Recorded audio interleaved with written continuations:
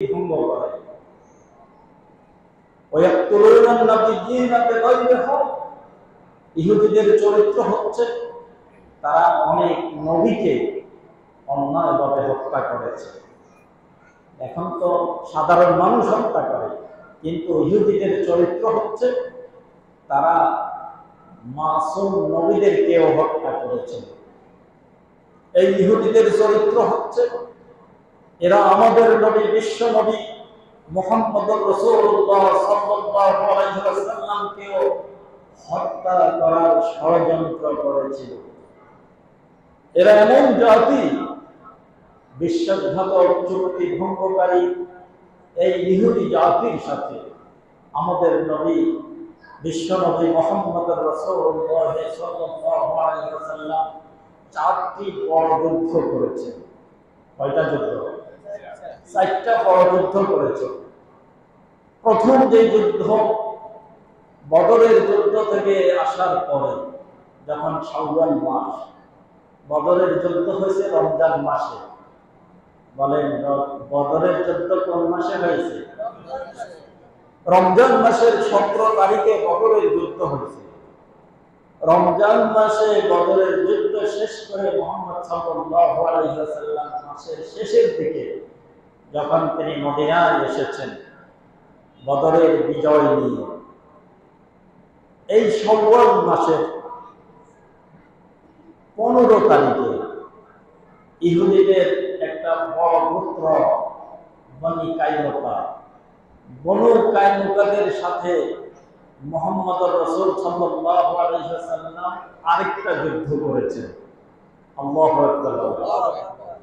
বদরের যুদ্ধ করে রমজানে তিনি ঈদের আগেই মদিনায় এসেছেন, আর শাওয়াল মাসের 15 তারিখে তিনি মদিনার বনি কাইনুকা ইহুদিদের সাথে আরেকটা যুদ্ধ করেছেন। কথাটি বুঝতে পারলেন? কেন করেছেন? যুদ্ধের কারণ হলো এই ইহুদিরা মুহাম্মদুর রাসূল সাল্লাল্লাহু আলাইহি ওয়াসাল্লামের সাথে তাদের যে একটা চুক্তি হয়েছিল, রাষ্ট্রীয় চুক্তি, তারা সর্বপ্রথম এই চুক্তি ভঙ্গ করেছে। কথা ছিল মদিনার উপর যদি বাহিরের কেউ আক্রমণ করে, তাহলে মদিনার যত রাজনৈতিক দল আছে, যত ধর্মীয় দল আছে, সব দলের লোকেরা, নারী পুরুষ সবাই মিলে মদিনাকে সেভ করবে আর মদিনা আক্রমণকারী শত্রুদেরকে প্রতিহত করবে। কুরাইশরা যখন মদিনা আক্রমণ করার জন্য এসেছিল, রাসূল সাল্লাল্লাহু আলাইহি ওয়াসাল্লাম ইহুদিদেরকে তাদের চুক্তির কথা স্মরণ করিয়ে দিলেন।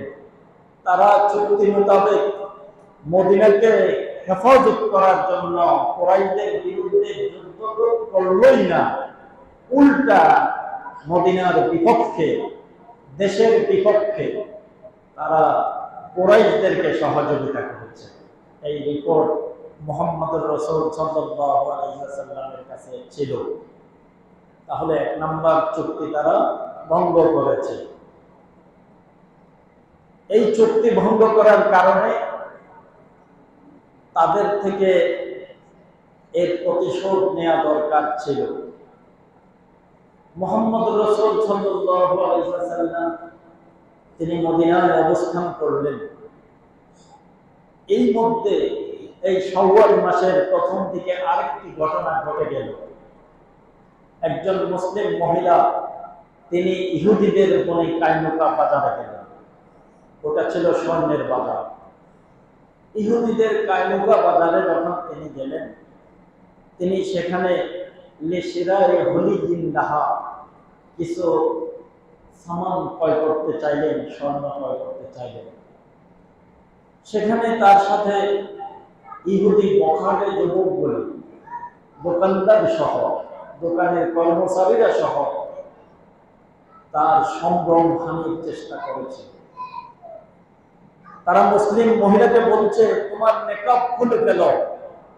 মুসলিম মহিলা বলছে, না, আমি নেকাব খুলতে পারবো না। তারা বলছে, না, খুলতে হবে। এটা নিয়ে বাদ বিতরণটা হলো। তিনি নেকাব খুললেন না। তিনি তো নেকাব পরিহিত অবস্থায় আছেন, ইহুদিদের এক বখানে এই মুসলিম মহিলার ওড়নার কোনা তিনি যে চেয়ারে বসছেন চেয়ারের পেছন দিয়ে বেঁধে দিয়েছে। কিছুক্ষণ পরে মুসলিম মহিলা যখন দাঁড়াতে চাইল তখন তার শরীর থেকে ওড়না পড়ে গেল, তিনি বস্ত্রহীন হয়ে গেলেন। তখন ইহুদিরা উপস্থিত থেকে সেখানে হাসাহাসি করতেছিল, তাকে নিয়ে বিদ্রোহ করতেছিল। এই মুসলিম মহিলা কোন উপায়ন্ত না দেখে আল্লাহ রাব্বুল আলামিনের কাছে এক ফরিয়াদের চিৎকার দিলেন, আল্লাহ তুমি বাঁচাও। আল্লাহর কাছে যখন সহায় এই মহিলা এমন চিৎকার দিলেন, এই চিৎকার আরশে আজিম পর্যন্ত পৌঁছে গেল। রাস্তা দিয়ে একজন যুবক যাচ্ছিল, যুবক দেখলো একজন মুসলিম মহিলাকে নিয়ে ইহুদিরা এখানে ব্যঙ্গ বিদ্রোহ করছে, তার শ্লীলতা হানি করছে। যুবকের হাতে অস্ত্র ছিল, তরবারি নিয়ে তিনি ঝাঁপিয়ে পড়লেন। সেখানে মারামারি করতে করতে এই মুসলিম যুবক সেখানে শহীদ হয়ে গেলেন, আর ইহুদিদেরও একজন সেখানে মারা গেল। এই খবর যখন মদিনায় পৌঁছলো, মদিনার কায়মুকা বাজারে ইহুদিদের সাথে মুসলমানের একজন মহিলার সাথে একজন যুবকের সাথে এভাবে সংঘর্ষ হয়েছে। সাহাবায়ে কেরাম যুদ্ধের জন্য প্রস্তুত হয়ে গেলেন। নবী সাল্লাল্লাহু আলাইহি ওয়াসাল্লামকে বললেন, ইয়া রাসূলুল্লাহ, আমরা ইহুদিদের থেকে প্রতিশোধ নেব, আপনি আমাদেরকে যুদ্ধের অনুমতি দিন। আল্লাহর হাবিব তিনি সাহাবায়ে কেরামকে শান্ত করে বললেন, সাহাবায়ে কেরাম শুনো, তোমরা শান্ত থাকো, আমি নিজে কায়রুকা বাজারে গিয়ে ইহুদিদের সাথে কথা বলি, তারা কি বলে আমি তোমাদেরকে জানাবো। হাওলার রাসূল সাল্লাল্লাহু আলাইহি ওয়াসাল্লাম ইলতাকাহুম মাহুম, রাসূল সাল্লাল্লাহু আলাইহি ওয়াসাল্লাম তাদের সাথে সাক্ষাতের উদ্যোগ গ্রহণ করে কায়রুকা বাজারে তিনি গেলেন, তাদেরকে সেখানে ডাকলেন। ইহুদিরা সেখানে সমবেত হলো। মুহাম্মদুর রাসূল তাদেরকে বললেন, ও ইহুদিরা, ইয়া মা'শারাল ইয়াহুদ আসলিমু, ও ইহুদি সম্প্রদায়, তোমরা যেসব অপরাধ করেছ এজন্য তোমরা সারেন্ডার করো।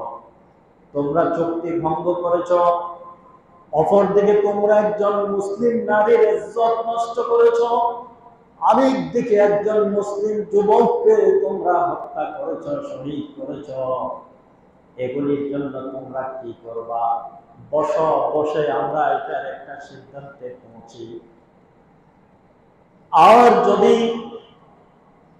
তোমরা যদি এই বিষয়ে কোনো সমাধান করতে না চাও, বসতে না চাও, তবে শুনে রাখো ইহুদিরা, মক্কার কুরাইশদের 2 সপ্তাহ আগে যে পরিণতি হয়েছে বদরের যুদ্ধে, তোমাদেরও সেই একই পরিণতি হবে। আল্লাহু আকবার। আর জোরে বলেন আল্লাহু আকবার। রাসূলুল্লাহ এই কথা কেন বললেন? আল্লাহ পাকের নির্দেশ ছাড়া রাসূল তো কোনো কথা বলেন না। আল্লাহ পাক রাসূল পাকের কাছে আয়াত নাযিল করলেন, রাসূল আপনি যে সেখানে গেছেন আপনি তাদেরকে বলে দেন এই কথাগুলি।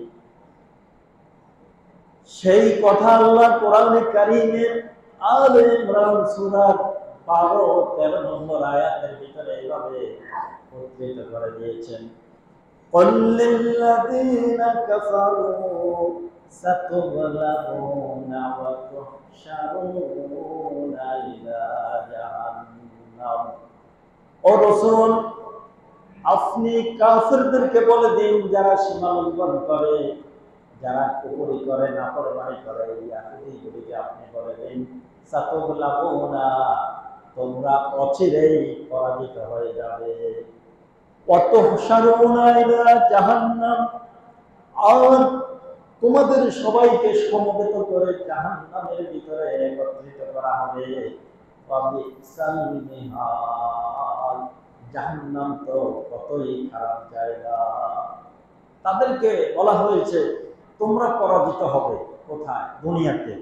তাদের শাস্তি, তারা দুনিয়াতে কি হবে? পরাজিত হবে, আর পরকালে জাহান্নামে একত্রিত হবে। আর এই কথাও বলে দিলেন, قد كان لكم آية في فئتين التقتا, তোমাদের জন্য রয়েছে শিক্ষা, যে দুই গ্রুপ তারা মোকাবেলা হয়েছে, মুখোমুখি হয়েছে। ফিয়াতুন তুকাতিলু ফি সাবিলিল্লাহ, এক গ্রুপ বদরে যুদ্ধ করেছে আল্লাহর পথে, ওয়া উখরা কাফির, আর আরেক দল ছিল কাফের। একদল ছিল মুসলমান, আরেক দল ছিল কি? কাফের। কাফেরদের সাথে মুসলমানের যুদ্ধের যে পরিণতি হয়েছে, ও মদিনার ইহুদি, তোমাদেরও সেই একই পরিণতি হবে। এই কথা যখন রাসূল বললেন, ইহুদিরা তারা মুসলমানের চেয়ে তাদের কাছে অস্ত্র বেশি ছিল, তারা আগে থেকে অস্ত্র শস্ত্র সংগ্রহ করেছে। তাদের টার্গেট ছিল তারা যেন অল্প সময়ের নোটিসে যুদ্ধে জড়াই যেতে পারে, মুসলমানদেরকে হত্যা করতে পারে।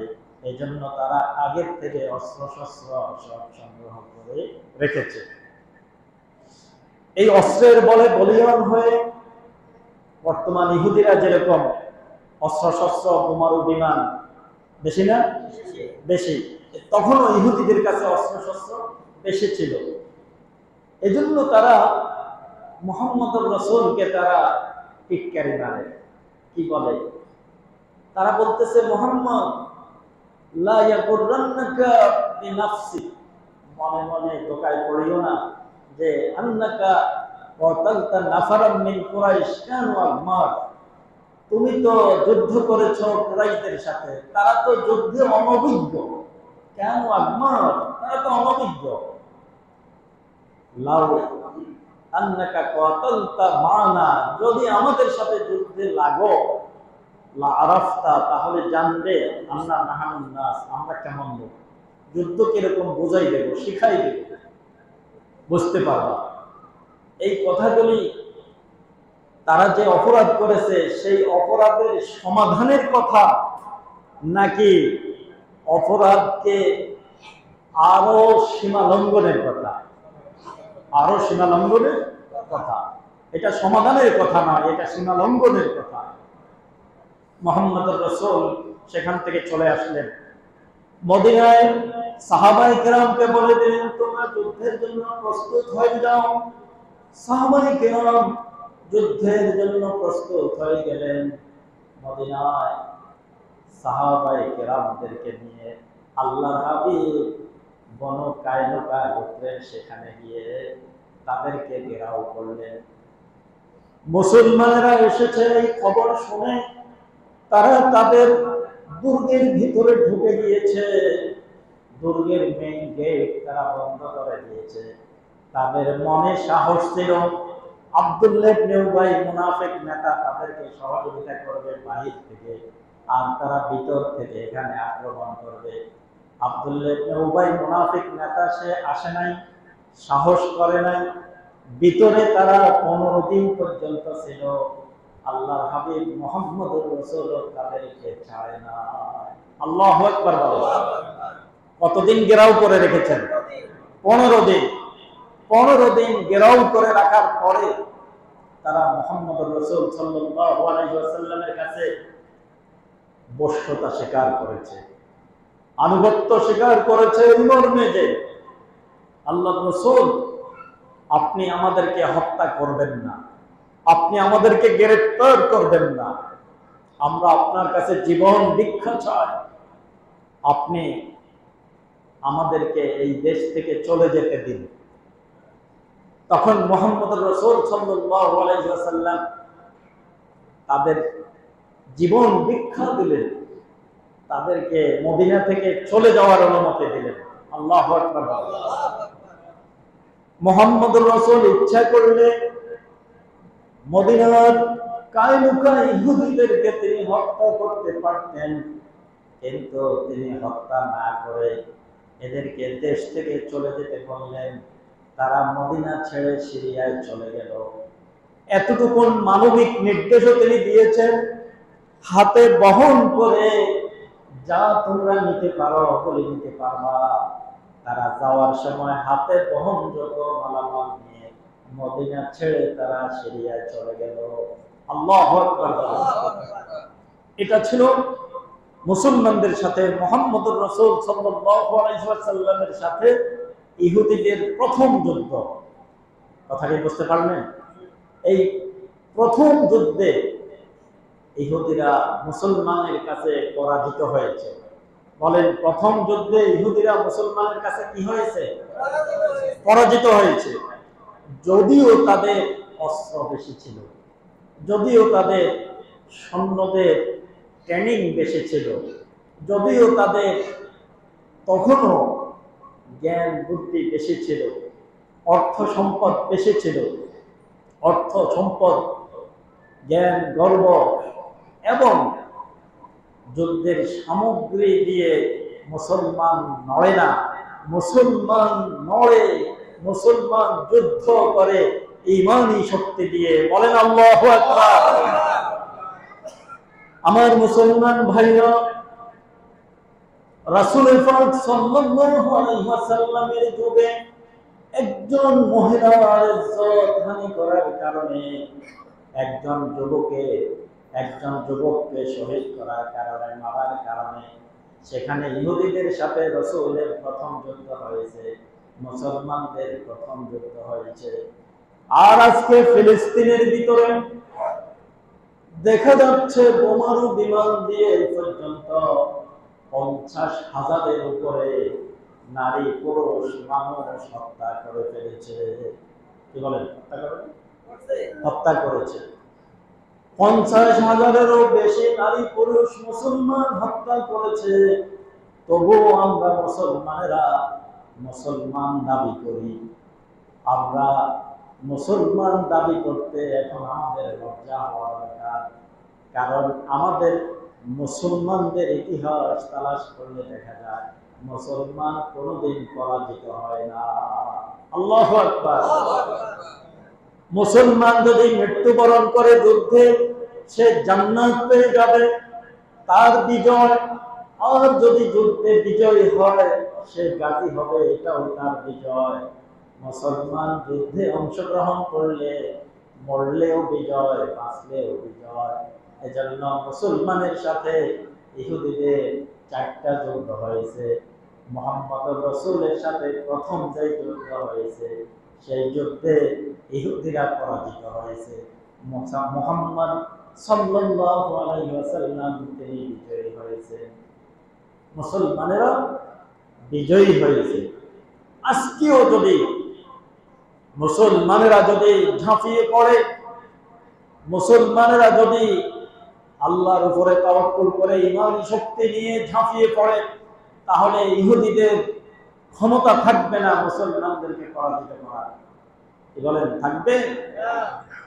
তারা বোম বানায়, বোম দিয়ে মানুষকে উড়িয়ে দেয়, কিন্তু আল্লাহর রাস্তায় যারা মুজাহিদ, তারা বোমের মোকাবিলা করে ঈমান দিয়ে। অনেক সময় বোম এসে তাদের সামনে পড়ে, এটা ফোটে না। অনেক সময় বোম লক্ষ্য কষ্ট করে আরেক দিকে চলে যায়। এগুলি যারা যুদ্ধের ময়দানে আছে তাদের থেকে যদি শুনেন তাহলে বুঝবেন। একটা বই আছে, আফগানিস্তানে আমি আল্লাহকে দেখেছি। আফগানিস্তানে 20 বছর যুদ্ধ করেছে। এই যে মুসলমানগুলি সোভিয়েত ইউনিয়নের সাথে, রাশিয়ার সাথে, আমেরিকার সাথে কিভাবে যুদ্ধ করেছে, তাদের সেই যুদ্ধের ইতিহাস যদি মাঝে মধ্যে পড়ার সুযোগ হয়, একটু একটু পড়লে দেখবেন যে তারা ঈমানী বলে বলিয়ান হয়ে তারা যুদ্ধে বিজয়ী হয়েছে। আফগানিস্তানে তারা ইসলাম কায়েম করেছে। আমরা আশাবাদী ফিলিস্তিনের মুসলমানেরা বিজয়ী হবে, হামাস বিজয়ী হবে, পুরা বিশ্বে মুসলমানদের বিজয় আসবে। ইহুদিদের শক্তি, সামর্থ্য, অস্ত্র যতই থাকুক, তারা পরাজিত শক্তি, তারা পরাজিত হবে। আল্লাহ তাআলা মুসলমানদেরকে বিজয়ী করে দেন। আমিন। সুবহানাল্লাহি ওয়া বিহামদিহি, আশহাদু আল্লা ইলাহা ইল্লা আনতা, আস্তাগফিরুকা ওয়া আতুবু ইলাইক। লা হাওলা ওয়ালা কুওয়াতা ইল্লা বিল্লাহ।